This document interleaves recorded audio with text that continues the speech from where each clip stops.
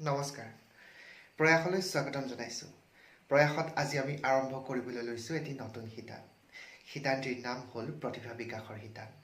এই শিতানত আমি নৱপ্ৰজন্মৰ উঠি অহা প্ৰতিভাসমূহক আপোনালোকৰ সন্মুখত লৈ আনিবলৈ চেষ্টা কৰিম।